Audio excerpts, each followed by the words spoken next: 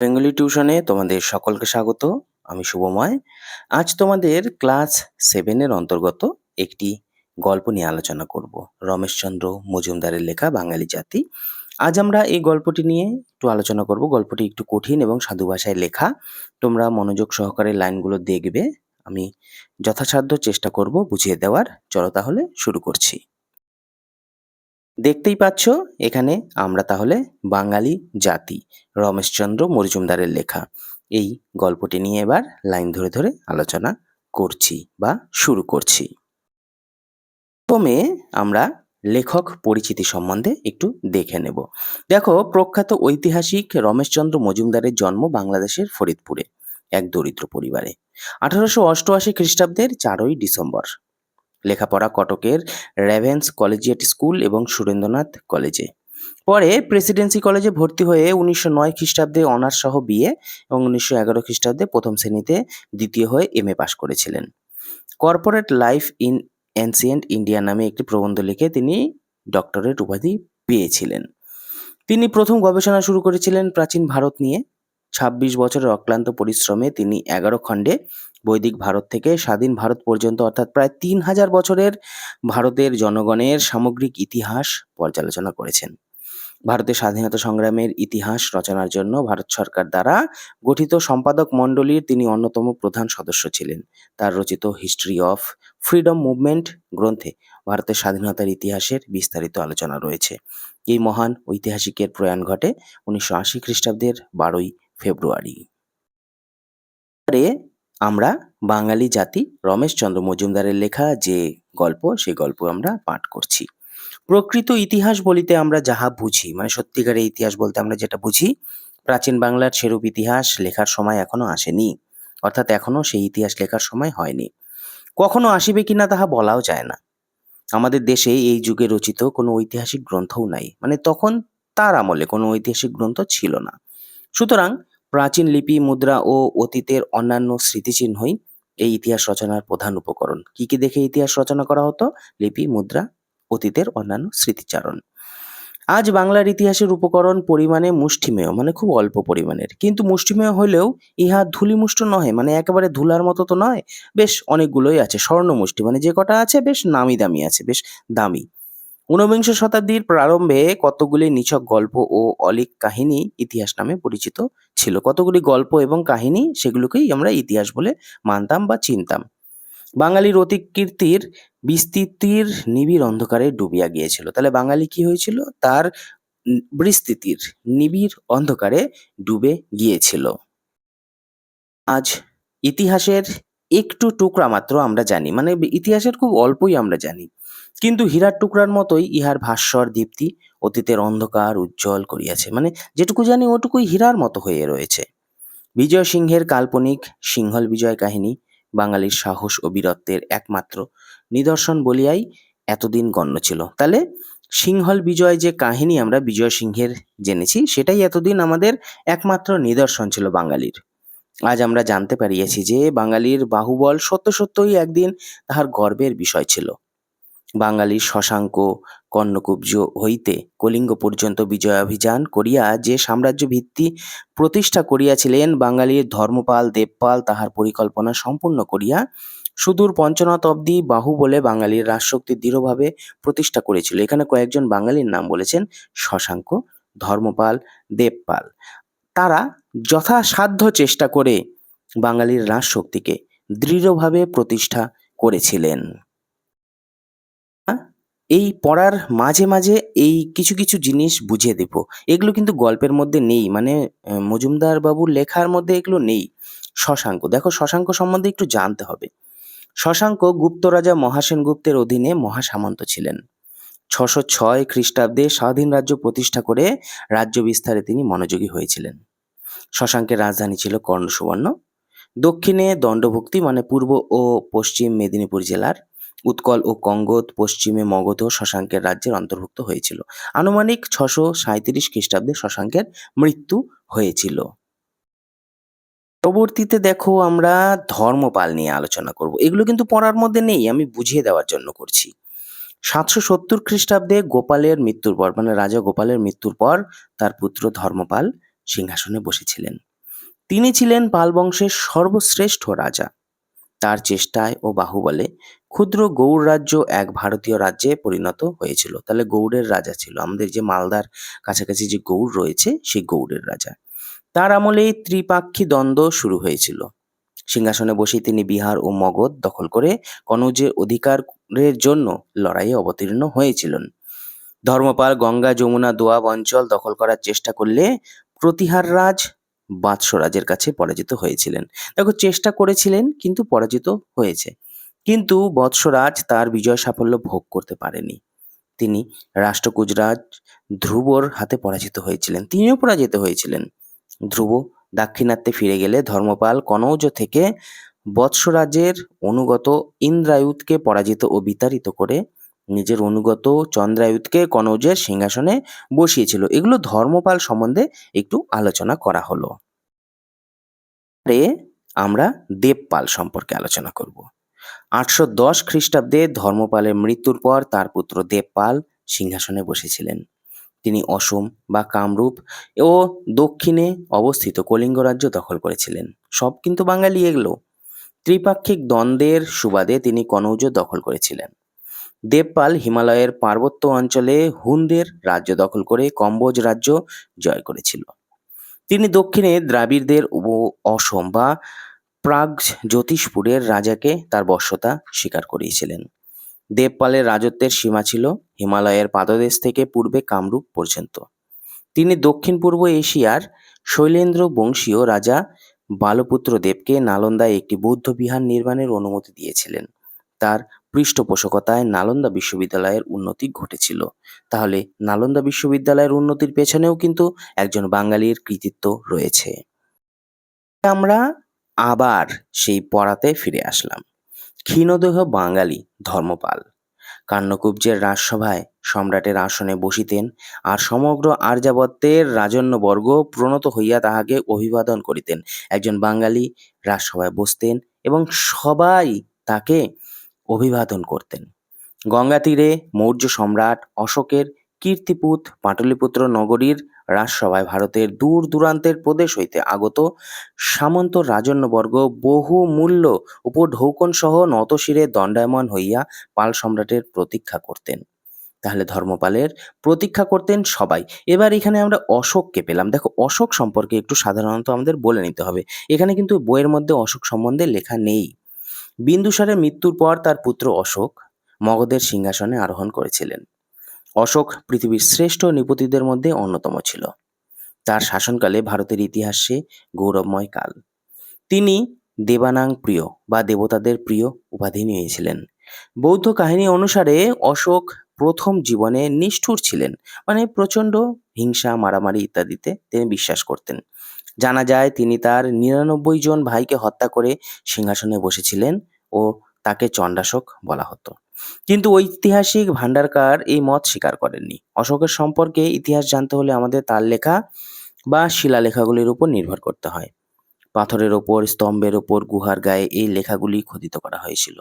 বেশিরভাগ লেখাই খরষ্টি লিপিতে, তাছাড়াও অ্যারামাইক ও গ্রিক লিপিতেও খোদাই করা হয়েছিল। পরে আবার আমরা পড়াতে চলে এসেছি।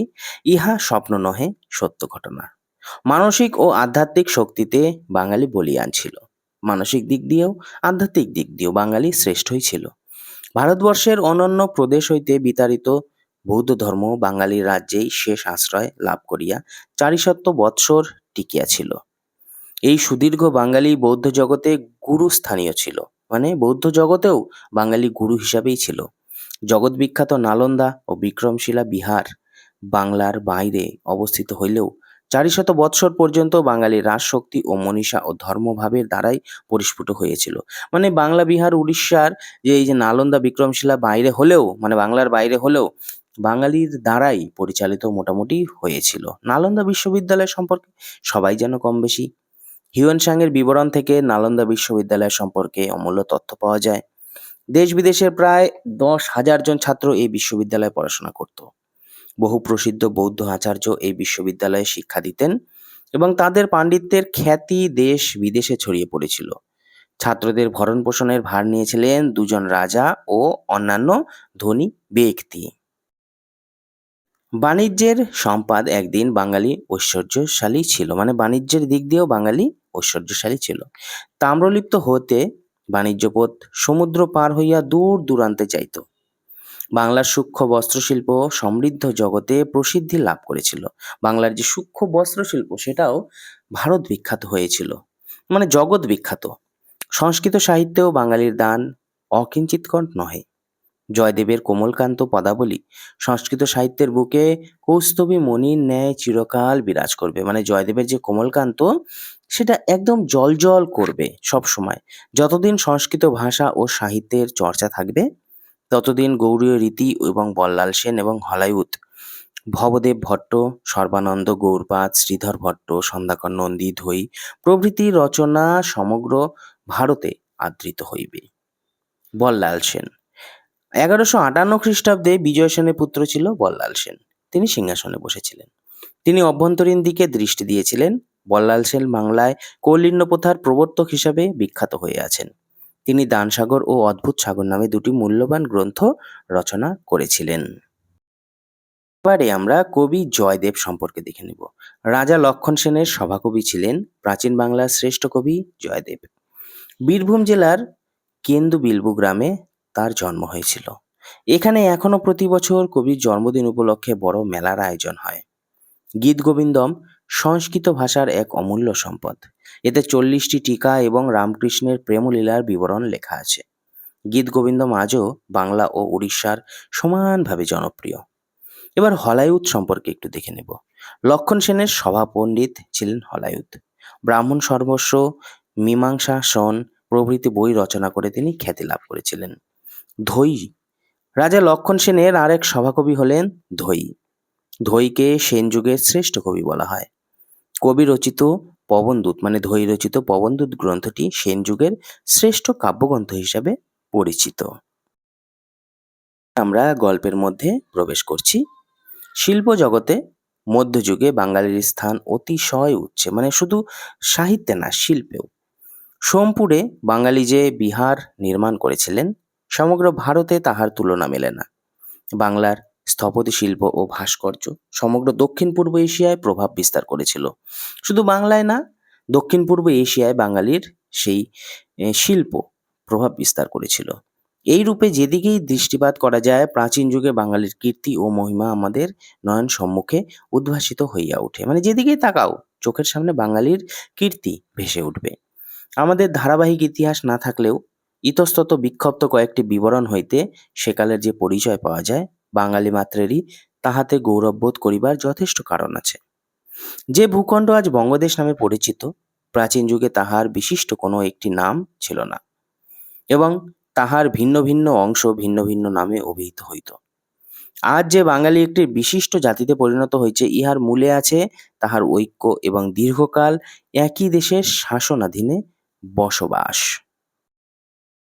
ধর্ম ও সমাজগত প্রভেদ সত্ত্বেও, দেখো বিভিন্ন জায়গায় ধর্ম সমাজের প্রভেদ থাকেই, এই দুই কারণে ভারতের অন্যান্য প্রদেশের অধিবাসী হইতে পৃথক হইয়া বাঙালি একটি পৃথক জাতি বলিয়া পরিগণিত হইয়াছে। দীর্ঘকাল এক রাজ্যের অধীনে এবং পরস্পরের পাশাপাশি বাস করিবার ফলে তাহার সম্বন্ধ ক্রমশই ঘনিষ্ঠ হইয়া উঠিতেছিল। দেখো দীর্ঘকাল বাঙালির সাথে সাথে আরো বিভিন্ন জাতি পাশাপাশি থাকাতে ঘনিষ্ঠ সম্পর্ক হয়ে উঠেছিল এবং তাহারা ভারতের অন্যান্য প্রদেশ হইতে পৃথক হইয়া পড়িছিল। মৎস্য ও মাংস ভোজন, কোনো প্রকার শিরভূষণের অব্যবহার, তান্ত্রিক মত ও শক্তি পূজার প্রাধান্য, প্রাচীন বঙ্গ ভাষা ও লিপির উৎপত্তি, শিল্পের বৈশিষ্ট্যের উল্লেখ এ প্রসঙ্গ করা যেতে পারে। মানে বাঙালি এসব দিক থেকে খুবই উন্নত। এ সমুদয়ই তাহাদিগকে নিকটবর্তী অন্যান্য প্রদেশের অধিবাসী হইতে পৃথক করিয়া একটি বৈশিষ্ট্য দান করেছে। মানে এগুলি গুণ বাঙালিকে অন্যান্য জাতি থেকে পৃথক করে তুলেছে। এই বৈশিষ্ট্যের ফলেই হিন্দু যুগের অবসানের অনতিকাল পরেই তাহারা একটি জাতিতে পরিণত হয়েছিল এবং ক্রমে ক্রমে তাহাদের এক নাম সংজ্ঞার সৃষ্টি হইয়াছিল। বিদেশী তুরস্ক রাজগণ তাহাদের এই জাতীয় বৈশিষ্ট্য লক্ষ্য করিয়া তাহাদিগকে একই নামে অভিহিত করেছিল। এর ফলে গৌড় ও বাঙ্গাল দেশ মুসলমান যুগে সমগ্র বাংলাদেশের নামস্বরূপ ব্যবহৃত হয় এবং গৌড়ীয় ও বাঙালি সমগ্র দেশবাসীর পক্ষে প্রযোজ্য এই দুইটি জাতীয় নামের সৃষ্টি হয়। ইহাই বাঙালি জাতির উৎপত্তির সংক্ষিপ্ত ইতিহাস। মানে যা যা বললেন এখানে লেখক, এগুলো দিয়েই বাঙালি জাতির উৎপত্তি হয়েছিল। তো গোটা গল্পটার যদি একটু সারসংক্ষেপ দেখা যায়, বিষয় সংক্ষেপ, তাহলে এটাই দাঁড়ায়: ঐতিহাসিক রমেশচন্দ্র মজুমদার বাংলা ও বাঙালির ইতিহাস লিখতে গিয়ে যে সমস্ত বিষয় তার নজরে পড়েছে তারই উল্লেখ আলোচ্য প্রবন্ধে করা হয়েছে। বাংলা ও বাঙালি জাতি সত্যি একদিন শ্রেষ্ঠত্ব লাভের শিরোপাতে ভূষিত হয়েছিল। তাদের ভাষা, শিক্ষা, সংস্কৃতি, পরকে আপন করে নেওয়া, এসবই ছিল বাঙালির বৈশিষ্ট্য। সব রকম জাতি, ধর্ম, আচার ব্যবহার সবই এই বাংলাতে একসূত্রে ধরা পড়েছে বা বাঁধা পড়েছে। বৈচিত্র্যের মধ্যে ঐক্য ছিল বাঙালির বৈশিষ্ট্য। অথচ রাজ্য শাসনকালে তখনকার রাজারাও ছিলেন ন্যায়পরায়ণ, নির্ভীক। অপরদিকে কঠোর হস্তে শত্রু দমন করাও ছিল তাদের বিশেষত্ব। যদিও আজ আমরা এই সমস্ত গুণ থেকে কয়েক যোজন পিছিয়ে পড়েছি, যা নিজেদের অহংকার, অক্ষমতা ও অন্যায় অবিচারের জন্য। একটি প্রশ্ন আলোচনা করে দিচ্ছি, আলোচ্য গল্পের লেখকের নাম কি? দেখো, আলোচ্য গল্পের লেখকের নাম রমেশচন্দ্র মজুমদার। তিনি একজন বিশিষ্ট ঐতিহাসিক। ২ নম্বর, ইতিহাস রচনার প্রধান উপাদানগুলি কি কি? প্রাচীন লিপি, মুদ্রা ও অতীতের অন্যান্য স্মৃতিচিহ্ন ইতিহাস রচনার প্রধান উপাদান। ৩ নম্বর, ঊনবিংশ শতাব্দীর শুরুতে ইতিহাস কাকে বলা হতো? ঊনবিংশ শতাব্দীর শুরুতে কতগুলি নিছক গল্প ও অলীক কাহিনী ইতিহাস নামে পরিচিত ছিল। ৪ নম্বর, শশাঙ্ক কতদূর পর্যন্ত বিজয় অভিযান করেছিলেন? শশাঙ্ক কর্ণকুব্জ থেকে কলিঙ্গ পর্যন্ত বিজয় অভিযান করেছিলেন। ৫ নম্বর, কারা শশাঙ্কের প্রতিষ্ঠিত সাম্রাজ্য বিস্তার করেছিলেন? ধর্মপাল ও দেবপাল শশাঙ্কের পরিকল্পনা সম্পূর্ণ করে সুদূর পঞ্চনদ অবধি বাহুবলে বাঙালির রাজশক্তি দৃঢ়ভাবে প্রতিষ্ঠা করেছিলেন। বাঙালি কোন বলে বলীয়ান ছিল? মানসিক ও আধ্যাত্মিক শক্তিতে বাঙালি বলীয়ান ছিল। ৭ নম্বর, যখন বৌদ্ধ ধর্ম ও ভারতের অন্যান্য রাজ্য থেকে বিতাড়িত হয়েছিল তখন তারা কোথায় আশ্রয় নিয়েছিল? যখন বৌদ্ধ ধর্ম ভারতের অন্যান্য রাজ্য থেকে বিতাড়িত হয়েছিল তখন তারা বাঙালির রাজ্যেই শেষ আশ্রয় লাভ করেছিল এবং ৪০০ বছর টিকেও ছিল। ৮ নম্বর, মৌর্য সম্রাট অশোকের তৈরি করা নগরটির নাম লেখো। মৌর্য সম্রাট অশোক যে নগরটিকে তৈরি করেছিল তার নাম ছিল পাটলিপুত্র। ৯ নম্বর, সংস্কৃত সাহিত্যের কয়েকজন কবির নাম লেখো। সংস্কৃত ভাষা ও সাহিত্যের কয়েকজনের কবির নাম হলো হলায়ুদ, ভবদেব ভট্ট, জয়দেব, সন্ধ্যাকর নন্দী, বল্লাল সেন, ধৈ ইত্যাদি। ১০ নাম্বার দেখো, বাঙালি একটি বিশিষ্ট জাতিতে পরিণত হওয়ার কারণ কি? বাঙালি একটি বিশিষ্ট জাতিতে পরিণত হওয়ার মূলে আছে তাদের ঐক্য এবং দীর্ঘকাল একই দেশের শাসনাধীনে বসবাস। ধর্ম ও সমাজগত প্রভেদ সত্ত্বেও এই দুটি কারণে ভারতের অন্যান্য প্রদেশের অধিবাসী থেকে পৃথক হয়ে বাঙালি একটি পৃথক জাতি বলে পরিগণিত হয়েছে। ১১ নম্বর, পাল বংশের কয়েকজন উল্লেখযোগ্য রাজার নাম লেখো। পাল বংশীয় কয়েকজন রাজার নাম হলো গোপাল, ধর্মপাল, দেবপাল প্রমুখ। ১২ নম্বর দেখো, বাংলার বাইরে দুটি প্রাচীন বিশ্ববিদ্যালয়ের নাম লেখো। বাংলার বাইরে দুটি প্রাচীন বিশ্ববিদ্যালয় হলো নালন্দা ও বিক্রমশিলা। ১৩ নম্বর দেখো, প্রাচীন বাংলার একটি জাহাজ বন্দরের নাম লেখো। প্রাচীন বাংলার একটি জাহাজ বন্দরের নাম হলো তাম্রলিপ্ত। এবারে একটু বড় প্রশ্নতে আসি। প্রকৃত ইতিহাস বলিতে আমরা যা বুঝি, প্রাচীন বাংলার সেরূপ ইতিহাস লেখার সময় এখনো আসেনি। আলোচ্য উদ্ধৃতি কার লেখা, কোন গল্প থেকে নেওয়া হয়েছে?